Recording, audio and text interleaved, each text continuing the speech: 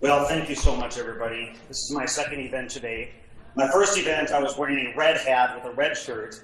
Got home and I said, okay, I want to wear my yellow hat to this event, but I had only a bright yellow sport coat. And I thought, okay, well, that'll be like Curious George, so I can't do that. So I stopped at Kohl's, and this was the brightest yellow that they had. I'm actually pretty disappointed. So anyway. Well, thank you so much. For those who don't know, I am Eric Lucero, State Representative from Albertville, St. Michael area. I am presently serving in my 4th term, and it is an honor to be in front of such a great group of those that are on fire, not only for our children, but for our country and our state as a whole. And we know we are up against a lot, but that has been the case throughout human history of those that stand for truth, right? We always seem to be, those that are standing for truth, those that are standing for right and wrong, always seem to be on the smaller end, where we're always facing a giant. And that's always the case. But we know that the Lord is on our side. And that is the reason why, that's the reason why we're going to continue to win those battles as long as we stay for truth. So there's a lot of stuff I could say. I could literally stand up for 3 hours and talk. But I want to, of everything that's out there to be said, I'll say some of it for the Q&A panel. I think one of the most important things that we need to keep in mind as we're listening to the agenda that's been going on for many, many years, even before I've been in the legislature, is the following. This group knows very well that we're wrestling not against flesh and blood, but against principalities and powers. And we know that those principalities that we're wrestling against have been around for thousands of years, right? If we're lucky, those of us in this room will live until we're 75 years old, maybe 85, some of us maybe 100, right? And as we get older, we gain life experience, we learn more, we incorporate from the circumstances in our life so we don't repeat mistakes that we made in life, right?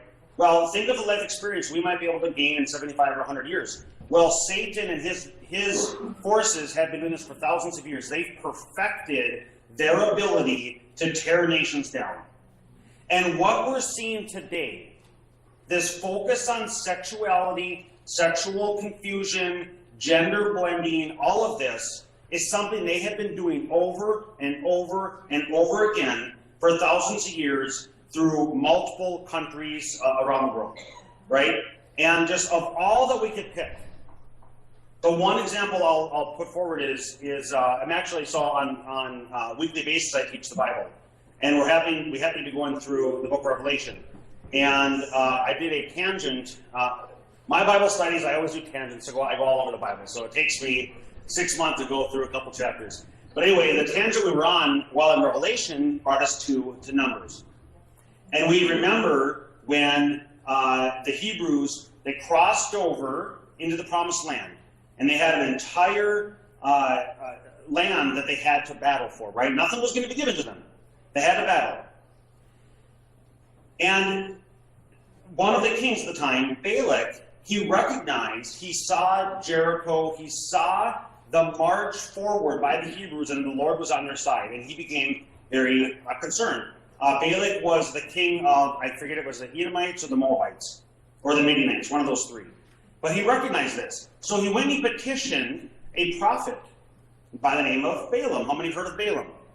Okay, so Balaam, by the way, was a prophet for hire. He's an interesting character because he wasn't Jewish, but the Lord spoke to him, and he was a prophet for hire. So it's kind of a weird character. But nevertheless, King Balak petitioned Balaam to come and cause a curse. And this was the whole story of the talking donkey, that whole thing. And so there were 3 attempts to create a curse, but the Lord changed the language in his mouth, in Balaam's mouth, and what was intended to be a curse, each of the 3 times, it turned out to be a blessing, right? And after the 3rd attempt, Balaam gave up. He went back home, and Balak went back to his kingdom. But then the next passage, that was the conclusion of chapter 24. Then chapter 25, it all looks like a good ending.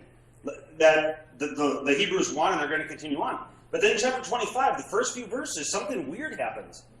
Where you see the women of the Moabites and the Midianites begin to mingle with the Hebrews, and they call, and it's a large event that actually is referenced multiple times from that point forward, all the way to the book of Revelation. That was the reason for the tangent, called Baal Peor. Peor was a geographic location, and Baal was the false god. And I know I'm laying all this foundation because I have a point on how it all relates to what we're doing today. So this event at Baal Peor is referenced all throughout Scripture. And so something happened between chapter 24 and chapter 25 that isn't enumerated for us. But if you look to, if you're aware of Josephus, so this would be secular history. Josephus is well recognized as one of the most prominent Jewish scholars of ancient history. And he details what happened there. What happened was they recognized they were not going to be able to defeat the Hebrews under conventional means. So what Balaam, before he went back, the prophet Balaam, before he went back to his home, he taught Balak what you have to do to defeat them. It's not going to be by cursing them. It's not going to be by an army. There's something even more devious that you can do. And what Balaam taught Balak, and this is what you see in the beginning of chapter 25 of Numbers, is that he taught them, take your most attractive women, move them to the front lines of the battle of the advancing Hebrew army. It's going to cause the Hebrew men to have lust and to mingle themselves with the attractive Midianite and Moabite women. And then you read about the consequence of that in the beginning of chapter 25 there. And so what we've seen happen over and over again, whether it be Sodom and Gomorrah, whether it be this incident at Baal Peor, whether it be all the nations throughout human history since that point, is that Satan uses the God-ordained institution of marriage and sex, and he perverts it and twists it to the downfall. And he's perfected his methodology. It's one of his devices to weaken nations. And that is exactly what we're seeing. We're just seeing a repeat. This is nothing new. Satan has already done this, is to go as young as possible and begin to pollute the minds of young children, and then that will corrupt a people going forward. And we're beginning to see the natural consequences of a culture that is focused on sexual perversion. That's what we're beginning to see in all of these symptoms. All the symptoms you see, whether it be suicide, drug use, corruption of multiple kinds, financial corruption, just pick all of these symptoms, they're all coming down to the root cause of the attack on the family and sexual immorality. That's what it is. And so when we see this, it's very frustrating, but we have to know we need to keep fighting. We need to preserve the minds of our children. Because here's what they understand. The progressive left understands this following truth. It is more difficult to change the mind of somebody who's 40 or 50 years old, to take something they've learned and to turn their mind. That's more difficult than it is to teach somebody young a perspective, because they will likely carry that perspective forward for the rest of their life. That's why they're focused on our young children. And so, just to say a few things about these bills, I believe, how many in here believe in science? Every one of us believes in science, right? Well, I believe in science. And that's why I defined male in the one bill, 1657, as somebody with an XY chromosome pair. Right? You wouldn't believe, after I introduced that bill, the number of science deniers who called up my phone and left me voicemails, sent me emails. It's just amazing. By the way, I took a couple notes here. The 2014 article of the Star Tribune, if anybody at CPL still has that, or a few of those ads, if you have the originals, I would love to get a copy of those. We will be called out of order if we hold anything up on the House floor, any diagrams or anything like that, but I'll do it. I'll hold it up, I will, so if you have a copy of that, please get it to me. For the database bill. Yeah, I think, so that was just Monday of this week. That was the Education Omnibus bill in the House. They didn't hear my bill on the database, the obscenity, making sure that children are protected from that. So I brought it out. I just took the bill in its entirety, made an amendment.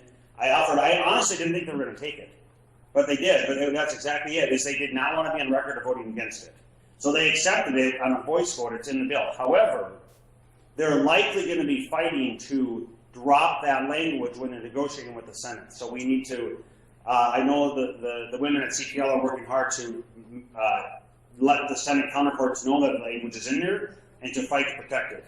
Because if we can get that through, wow, that's going to be a huge door that the Lord opened, that we essentially, we got this far without really having to fight really hard for it. So let's hope the Lord, let's pray the Lord continues to open those doors to let that language continue on through. And then lastly, on a related topic, in addition to sexual perversion and confusion, the other overarching agenda that they have is to usurp parental authority. Right? Whether it's in the education context, but it doesn't end there. It is also when it comes to vaccines. And so this topic of mandatory vaccinations or vaccine passports, did you see the article yesterday, the headline from yesterday, I think it was McAllister College, is now beginning to, they're going to mandate that you get a vaccine before the fall semester starts. Okay, that is, I'm bracing myself to see a headline, Target Corporation requires vaccine passports before you come inside. Or Home Depot, or Panera, or whatever. I'm fully expecting that's going to happen.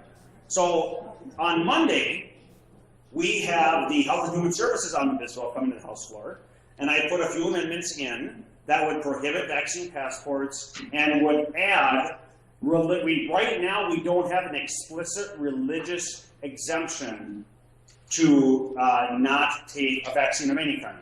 And so those two amendments I have waiting for Monday, and that's going to be quite the battle.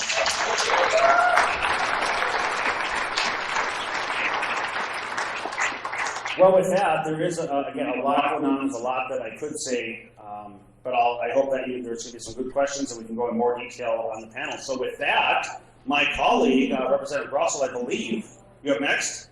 All right. So as he's coming up, we have small talk here for 30 seconds. By the way, the event I was at before this one this morning was on Article 5 Convention of States, also on the battle for our republic. So